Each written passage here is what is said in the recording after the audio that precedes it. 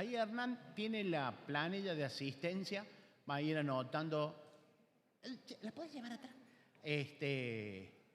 Y va a ir anotando la asistencia, va a ir registrándose si alguno. Es la planilla que circuló los primeros domingos, cuando yo no estuve. Y de paso le avisa a Hernán, le hace una ceñita, le hace una seña o le pega un grito, sin mucho desorden. Aquellos que no están en un grupo de WhatsApp que se llama Meditando en la Palabra de Dios, donde yo todos los días mando un pensamiento, es un audio, viene de Buenos Aires, y los sábados comparto la clase a mediados de semana, la clase del domingo anterior, y los sábados y el domingo agrego un video del hermano Samuel Pérez Millo.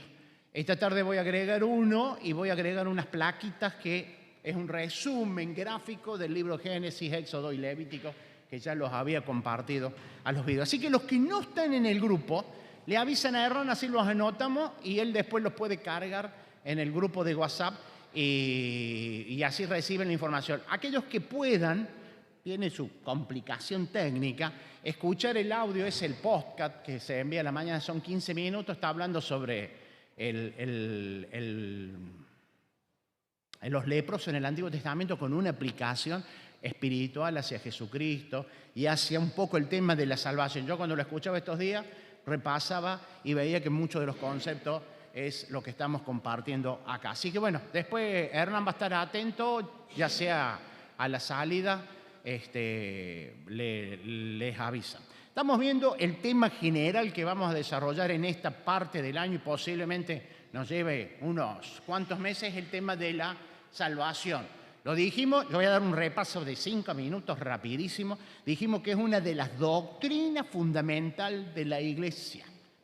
Y repasaba yo en uno de los domingos y decía que cuando yo en una casa puedo hacer reparaciones, reparar los pisos, reparar el baño, reparar los sanitarios, cambiar los azulejos, cambiar los techos, cambiar las aberturas, pero lo único que no puedo cambiar de una casa es el cimiento, el fundamento.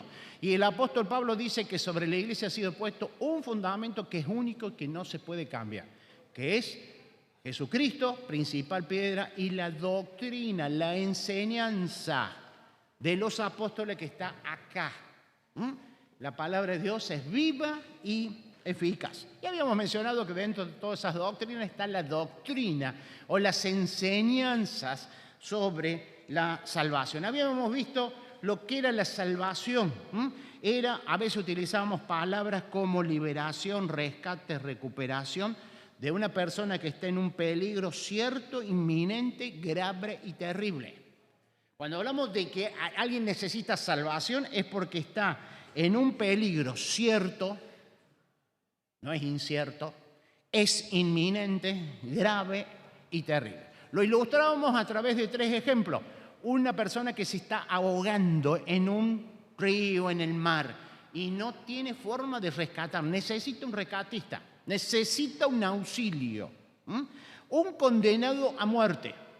No aplicable en nuestro país, pero sí aplicable, por ejemplo, en los Estados Unidos, en eso que se llaman el corredor de la muerte. Está condenado a muerte.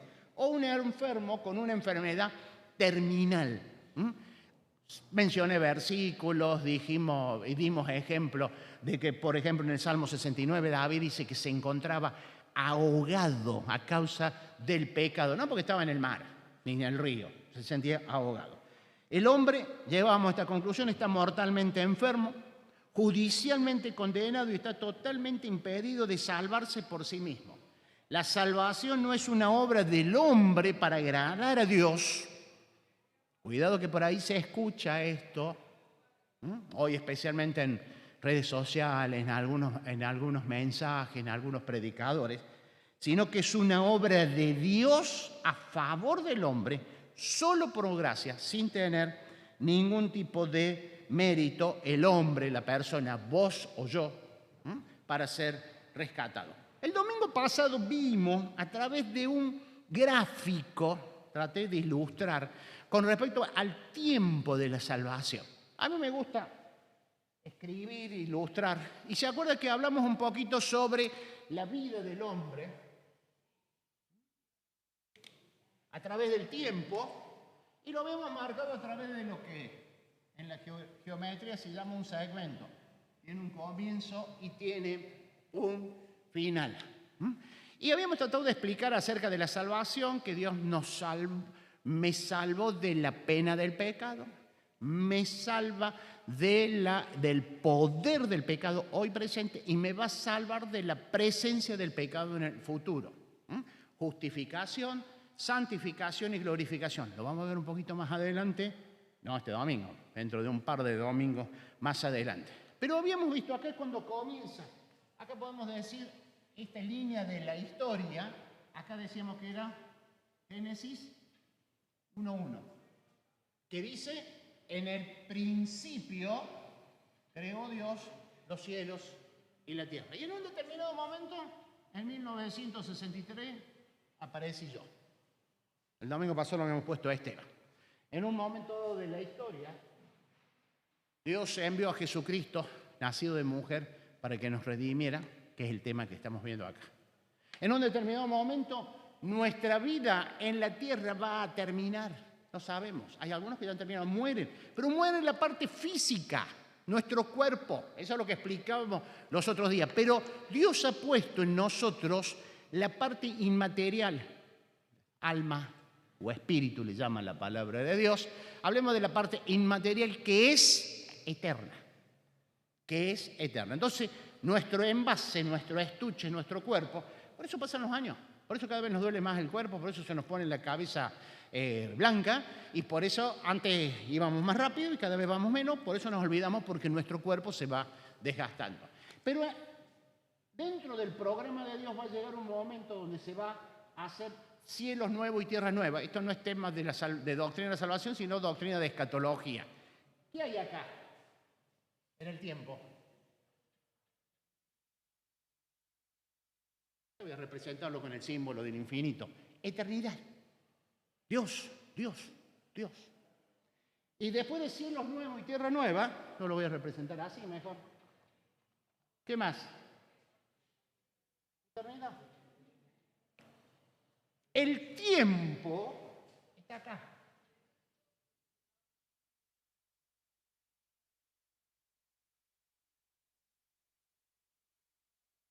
El tiempo nuestro está ahí. Ahí empieza a correr el tiempo. Escuchaba esta semana una pregunta que le preguntaban al hermano Samuel Pérez Millo: cuando venga la resurrección futura y un bebé, ¿con qué cuerpo va a resucitar? ¿Te lo habrás preguntado alguna vez? Con otro cuerpo. ¿Va a ser bebé? ¿Va a ser de 10 años? ¿Va a ser de 20 años? ¿Va a ser de 50? Cuando en la resurrección, cuando el Señor venga, por ejemplo, la mamá de Hernán, Esther, ¿de 20, de 30 va a ser? Eso en nuestra mente. Acá. Va a ser cuerpo glorificado, pero no va a tener tiempo. No va a tener edad. No es que va a decir, es un bebé, es otro cuerpo. 1 Corintios capítulo 15, el que lo quiera leer, lea ahí. Hoy tenemos este estuche, este envase. El día de mañana vamos a tener un cuerpo glorificado. Seremos semejante a Él, un cuerpo semejante al del Señor Jesucristo resucitado. Yo no lo entiendo, porque yo entiendo esto. Esta dimensión, tiempo, espacio, es lo que nosotros estamos acostumbrados, materia. Pero cuando yo no entiendo qué pasó antes, en la eternidad, cuando Dios designó a Jesucristo para salvarnos, ni tampoco entiendo qué va a pasar esa eternidad, sale de la esfera del tiempo. Hago esta aclaración, que algo mencionamos el domingo pasado, porque después estuvimos charlando un grupo de hermanos y surgió esto. Entonces, en el futuro no hay tiempo. Así que a veces nosotros lo pensamos con nuestra mente finita, de tiempo, espacio, va a ser de 70, va a ser de 50, ¿cómo lo voy a ver a mi mamá? ¿Cómo lo voy a ver a mi papá? ¿Con qué? Vamos a resucitar con un cuerpo glorificado. Y estoy seguro que bebés que han muerto y que la gracia de Dios y la obra de Jesucristo los alcanzan, van a tener un cuerpo glorificado. Y en ese momento lo vamos a poder entender y lo vamos a ver. Hoy no se nos explica porque no lo podemos entender. Esto es un repaso. Pasamos al tema de hoy. Hemos visto entonces el domingo pasado el tiempo de la salvación. Dios me salvó, Dios me salva, Dios me va a salvar, pero la salvación no fue programada por Dios en Génesis capítulo 3. Fue programada por Dios antes de la fundación del mundo, allá, en el infinito, porque Dios ya sabía que nosotros íbamos a pecar.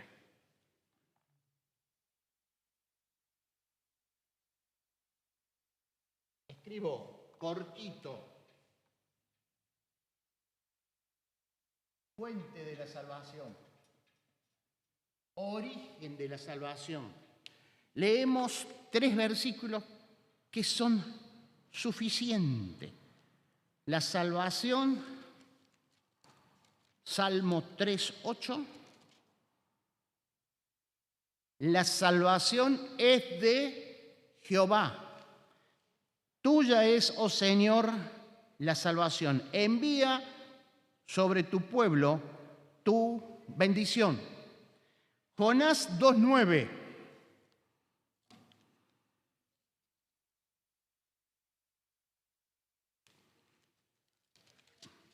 En la oración que Jonás hace en el vientre del pez, dice lo siguiente, terminando el versículo: la salvación es de Jehová. Dice la Nueva Versión Internacional, la salvación viene del Señor. Y Pablo va a decir en 2 Timoteo 1:9.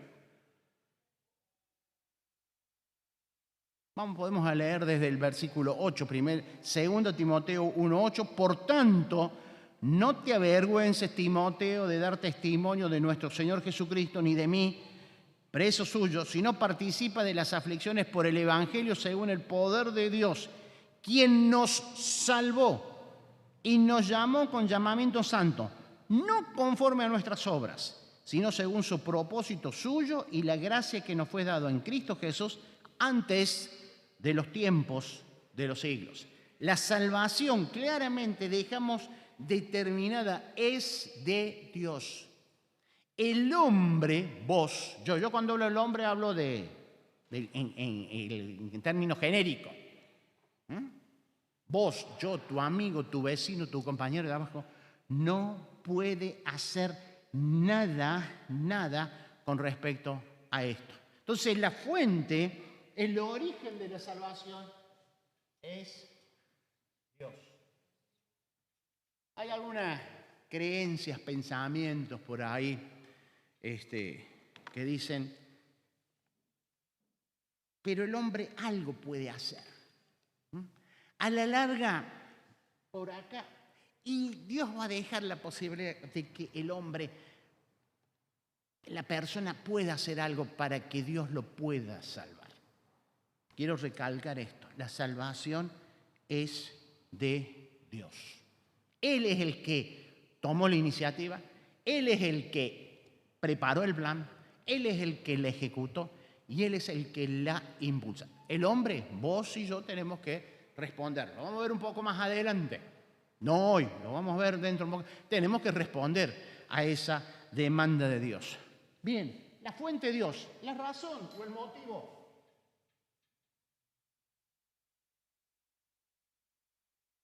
¿Por qué Dios decidió salvar a vos y a mí? ¿Por qué? ¿Por qué? Ahí tiene que haber un motivo. Hay varios. Vamos a leer Efesios capítulo 1. Este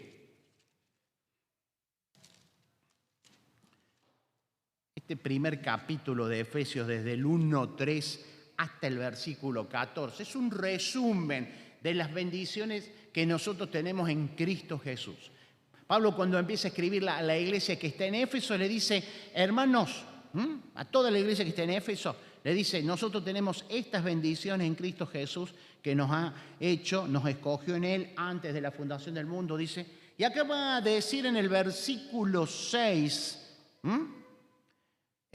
Vamos a leerlo desde el versículo 3. Bendito sea el Dios y Padre de nuestro Señor Jesucristo, que nos bendijo con toda bendición espiritual en los lugares celestiales con Cristo, según nos escogió en Cristo antes de la fundación del mundo, lo que estábamos hablando recién, para que fuésemos santos y sin mancha delante de Él, en amor habiéndonos predestinado para ser adoptados hijos suyos por medio de Jesucristo, según el puro afecto de su voluntad, para alabanza de la gloria de su gracia, con la cual nos hizo aceptos en el amado, en quien tenemos redención por su sangre, el perdón de pecados según las riquezas de su gracia, que hizo sobreabundar sobre nosotros en toda sabiduría e inteligencia, dándonos a conocer el misterio de su voluntad, según el beneplácito, el cual se había propuesto en sí mismo, de reunir todas las cosas en Cristo, en la dispensación del cumplimiento de los tiempos, así las que están en los cielos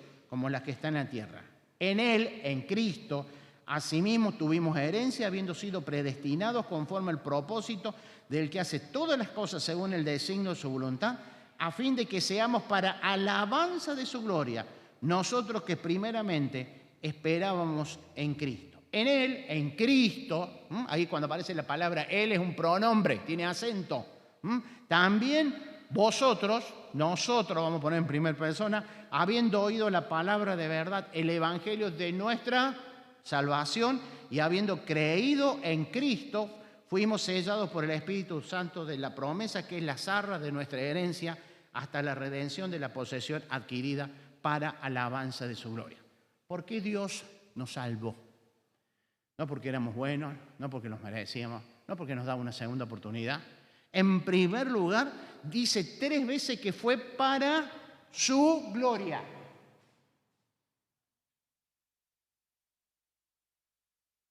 Versículo 6, 12 y 14.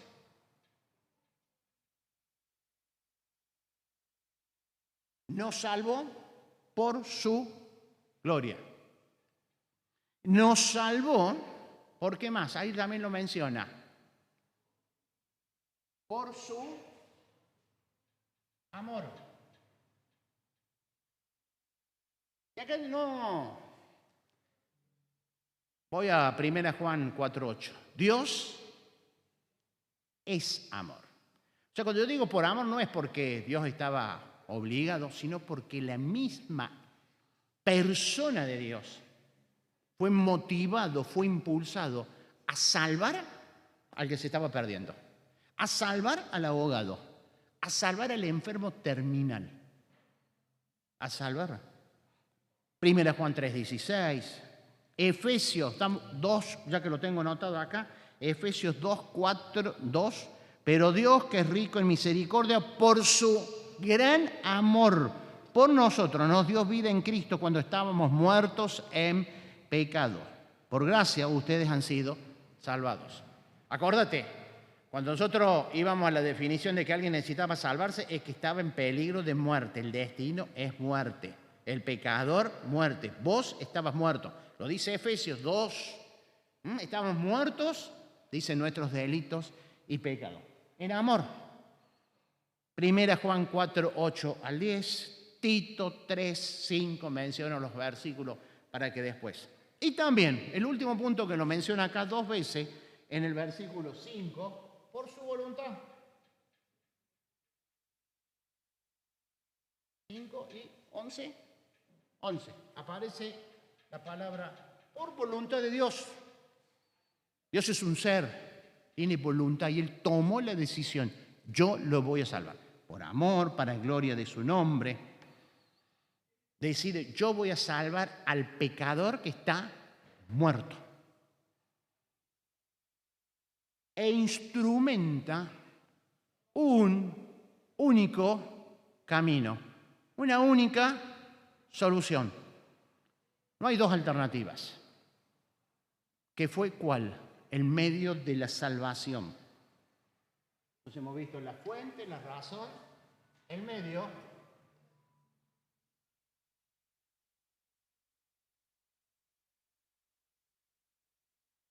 Cristo.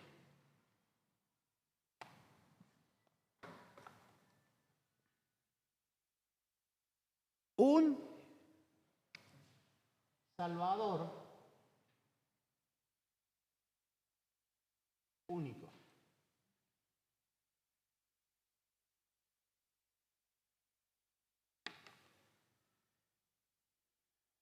Había una canción que yo la aprendí, hacía un cálculo así más o menos hace como unos 50 años. Se cantaba mucho, acá en la iglesia, se cantaba en la escuela dominical. No hay en el mundo otro nombre, no hay. No hay otro nombre que pueda salvar. Jesús es el nombre que debe salvar, que buscar si deseas tu vida salvar. Está tomado de las palabras de Hechos capítulo 4, versículo 12. Pedro va a decir, en ningún otro hay salvación, dice Pedro. Está hablando el Sanedrín, ahí están confrontando, porque no hay otro nombre bajo el cielo dado a los hombres en que podamos ser salvos. Salvación, salvo. Pedro reafirma esto.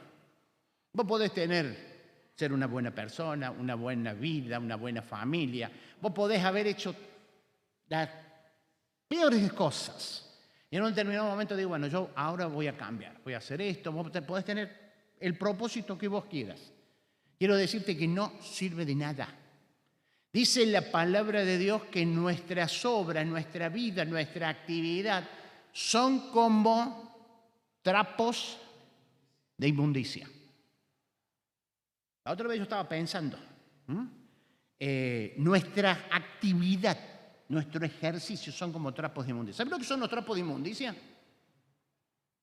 No es el trapo que tiene Amancio y el Javi, que está allá atrás en el taller, llenos de grasa. ¿No es cierto, Javi? Está y se limpia. No es ese el trapo de inmundicia. Vos vas a comer algo, vas a comer y no agarras el trapo ese lleno de grasa. El trapo de inmundicia son las gasas, las vendas que se sacan de una herida que está toda podrida, enferma. Ese desecho patógeno que en las clínicas se pone en una bolsa roja y se presenta bien toda esa basura que tiene un proceso, esos son trapos de inmundicia. No una suciedad de tierra, de una grasa. Porque me puedo limpiar y si me limpio con el trapo con grasa voy a quedar la mano más negra, nada más. Pero si agarras un trapo de inmundicia, que puede ser una gasa que tiene infección, pus, contaminación. Eso es lo que dice el profeta Isaías. Lo que vos haces es una trapos de inmundicia, no sirve para nada, te contamina más. Por eso afirmamos esto: existe un único Salvador. Así que acuérdate, Pedro dijo ese. Y la canción que cantamos, no hay en el mundo otro nombre, otro Salvador, único Salvador. Y es muy interesante que Jesucristo como Salvador, dos efectos que tiene. Hebreos, vamos a Efesios, que lo tengo marcado acá, Efesios 3:20.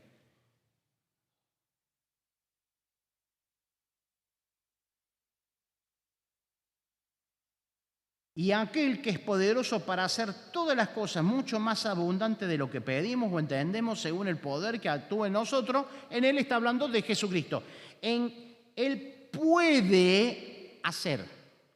Hebreos 2:18.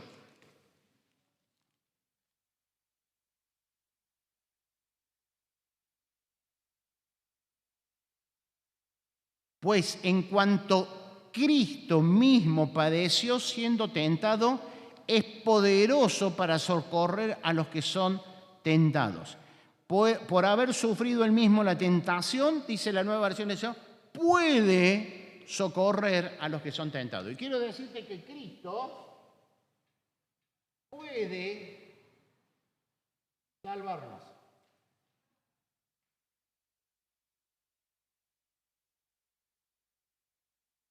Hebreos 7:25 también. A ver, ya que lo tenemos abierto acá, Hebreos. Por lo cual puede también salvar perpetuamente a todos a los que por él se acercan a Dios, viviendo siempre para interceder por ellos. Hebreos 7:25 y Judas 24, cuando termina, aquel que es poderoso, él como único salvador puede salvar. Pero no solamente puede salvar, sino porque es Dios, es amor, quiere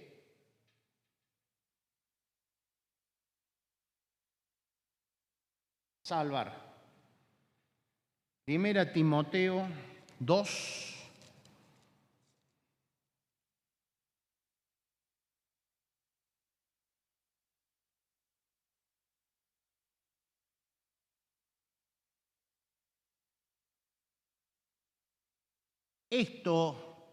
Primera Timoteo 2, 3 y 4.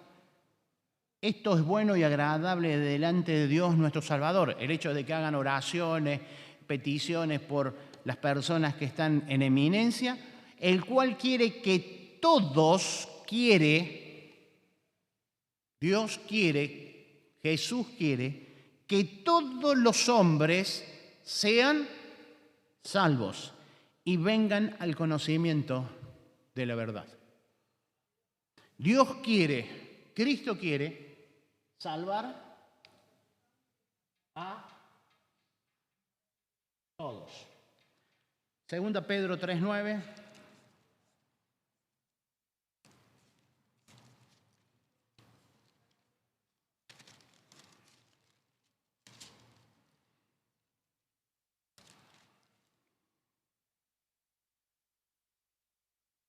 El Señor no retarda su promesa, según algunos la tienen por tardanza, sino que es paciente para con todo, no queriendo que ninguno perezca, sino que quiere que todos procedan al arrepentimiento. Dios quiere salvar a todos.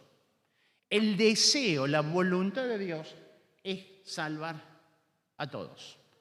He elegido solamente estos dos versículos. Existe por ahí una posición donde dice que Dios quiere que se salven nada más que los escogidos. Contradice con estos versículos, donde dice que Dios quiere la salvación de todos. Él quiere y Él puede. Ahora, sí, hermana.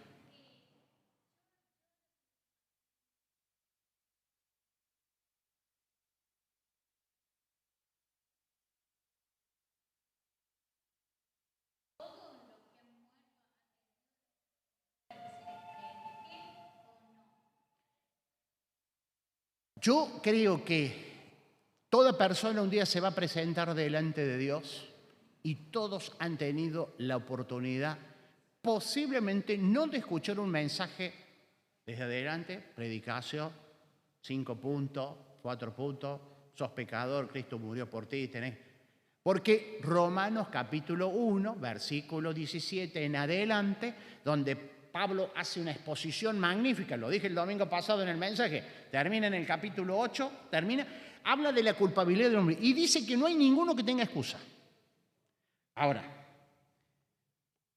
va a ser en la eternidad. Y Dios va a traer, no es que nos vamos a sentar, bueno, a ver, vení Gabriel primero. Eso es en nuestro tiempo, en nuestra esfera. Pero salimos de la esfera. Y Dios les va a mostrar a cada uno su vida. ¿Cómo? No sé. No es que yo voy a ver, che, ¿cómo le va a ir? No. Va a ser vuelvo a repetir, es una esfera distinta. Es un tiempo distinto. Salimos de este mundo. Pero claramente Dios le va a mostrar. Todos, ya lo dije en una clase anterior, todos van a resucitar. El alma es eterna. Dios ha puesto en la persona, en el ser humano, en el hombre, en la mujer, en el bebé, en la concepción, eternidad en su alma, en su parte espiritual, en su parte inmaterial. El que murió con Cristo tiene vida eterna. Pero el que rehúsa al Hijo no verá la ira, sino que la ira de Dios está sobre él. Juan. El que cree en el Hijo tiene, dice, no dice tendrá vida eterna. Ya tenemos vida eterna. Pero el que no cree en el Hijo dice que ya es condenado, ya vive la condena, ya está muerto, está muerto. Dios nos ofrece la vida por medio del Salvador. Por lo tanto, yo no sé cómo, pero Dios en esa eternidad futura, en ese juicio donde van a resucitar todos. Por eso el hermano Samuel Pérez Millo insiste de que cuando habla de la resurrección hay un programa de resurrección. Primero, 1 Corintios capítulo 15. Los que son de Cristo en su venida. La iglesia. Después va a haber una resurrección allí en el milenio y después la resurrección del juicio gran trono blanco. Tema de escatología, de profecía. Y Dios va a presentar en ese momento a cada uno. ¿Cómo? No sé. Me lo va a mostrar a mí en el tribunal de Cristo.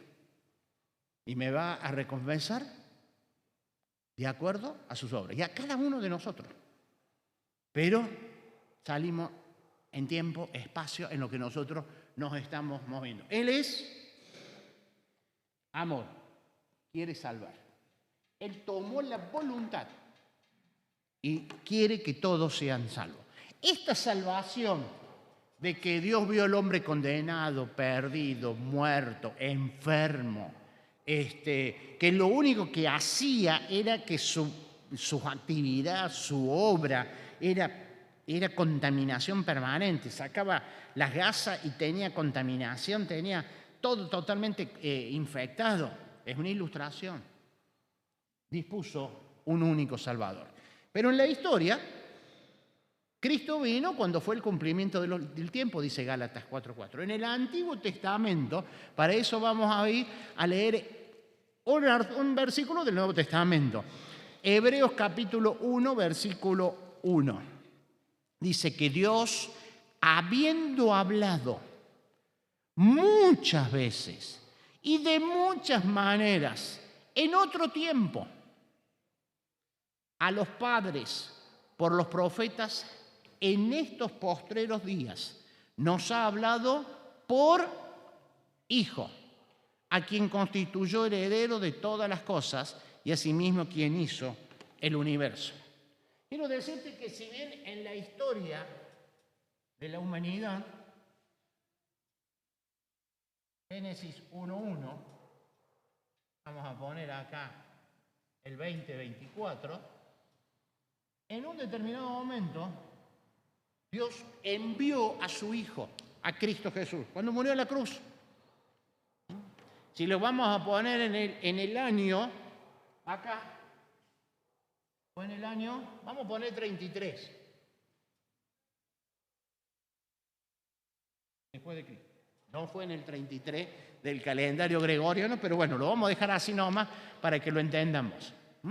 Pero Hebreos 1:1 está diciendo que Dios, habiendo hablado muchas veces y de muchas maneras, en otro tiempo, se está refiriendo a todo este tiempo. En la Biblia nosotros le llamamos el Antiguo Testamento, por medio de los profetas. En este tiempo, acá, nos habló por el Hijo, a constituirlo el único Salvador. Por eso en el Antiguo Testamento nosotros vamos a encontrar muchas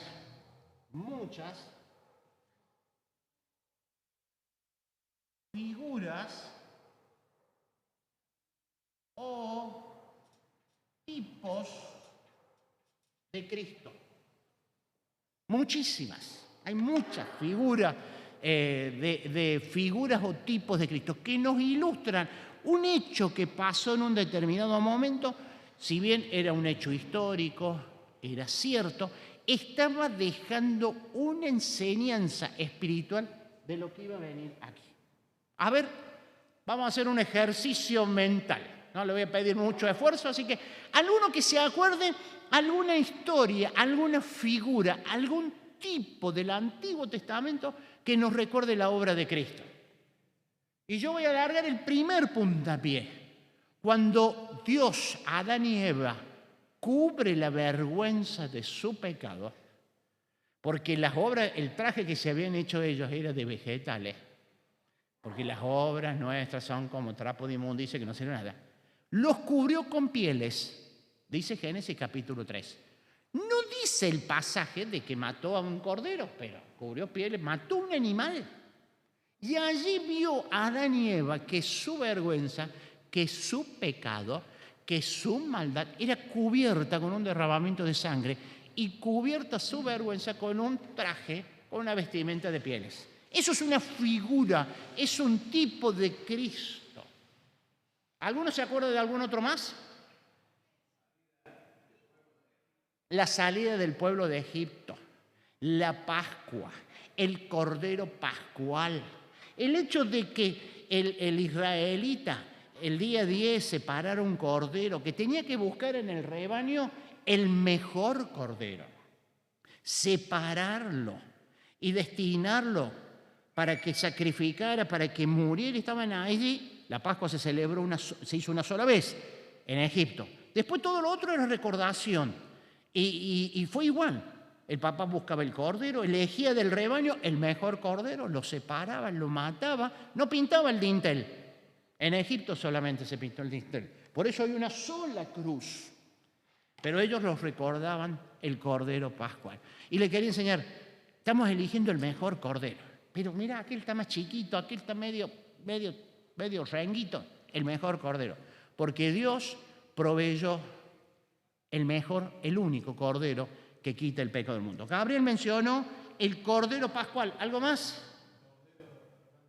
El sacrificio de Isaac con Abraham y el Cordero, sustitución. El Padre disponiendo sobre el Hijo veniente, otra figura. Pasaje magnífico, pasaje que nos hace poner especialmente, porque trasciende la mente y el pensamiento humano. ¿Algo más? Hay muchísimos. José, otra de las figuras de Cristo. José, que él fue siervo sufriente. Y después como que murió y después volvió a la vida. Y le dio salvación a su familia. Era otra figura, la figura de José.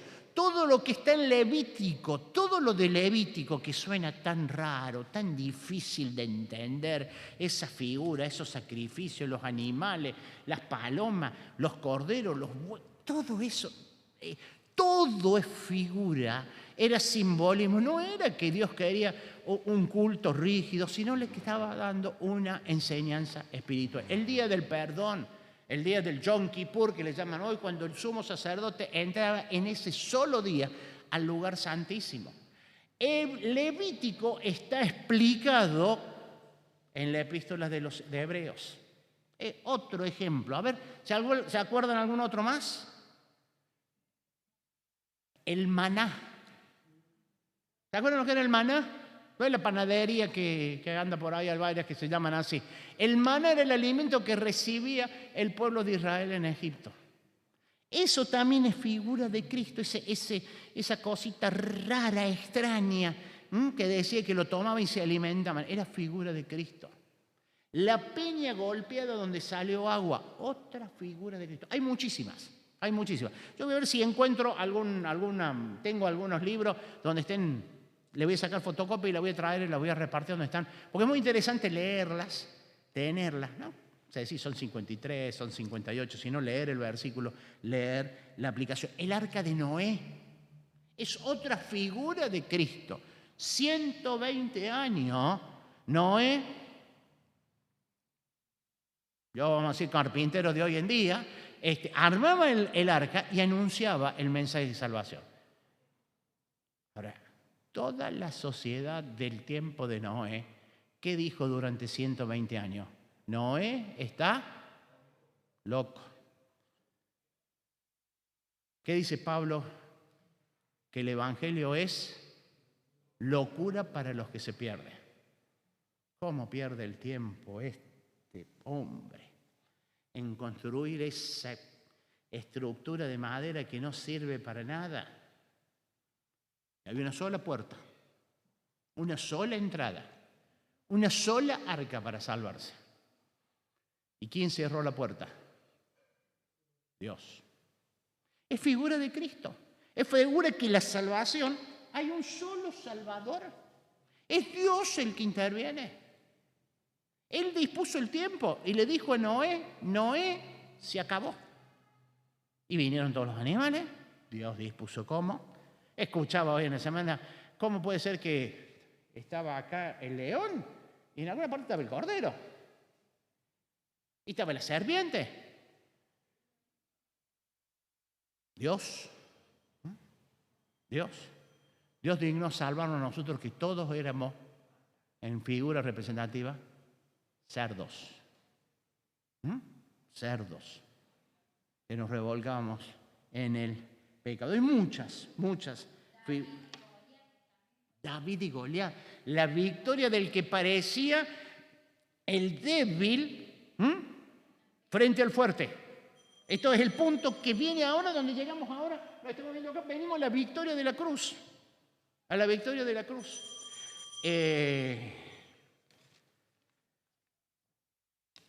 Este proceso de la salvación mismo, la fuente, la razón, el medio, tenía que haber un sacrificio con derramamiento de sangre. El Hijo de Dios tenía que morir. Estaba anunciado desde el principio. Uno podría decir, bueno, ¿por qué Dios no dijo, bueno, vamos a abrir una lista y los que quieran vengan y se anoten? ¿O por qué no? No, el medio fue ese. Termino con este parrafito que escribí acá. El plan eterno de la salvación, el gráfico, y nos perdemos en la eternidad pasada, tuvo su origen en Dios. Él efectuando por la obra el plan eterno de la salvación tuvo su origen en Dios. Es efectuado por la obra de Jesucristo.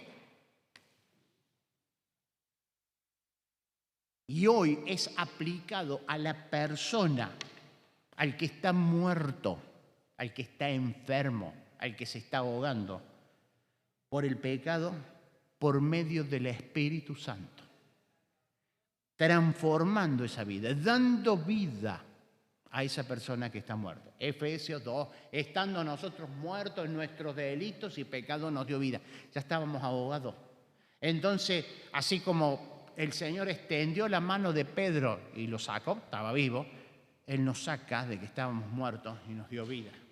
Nos levanta como cuando estábamos con Lázaro. Nos cura y nos sana.